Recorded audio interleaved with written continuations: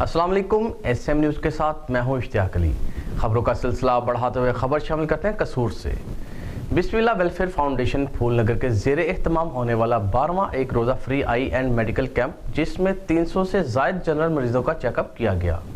इसी हवाले से मज़ीद तफसीलात जानते हैं अपने नुमाइंदे सरदार जावेद आशिक से। जी जावेद, बताइएगा क्या तफसीलात हैं आपके पास? जी बिल्कुल, मैं आपको बताता चलूँ। मैं इस वक्त मौजूद हूँ कसूर के नवाई इलाका फूलनगर में बिस्मिल्लाह वेलफेयर फाउंडेशन की जानिब से एक रोज़ा फ्री मेडिकल कैंप और फ्री आई कैंप किया जा रहा है।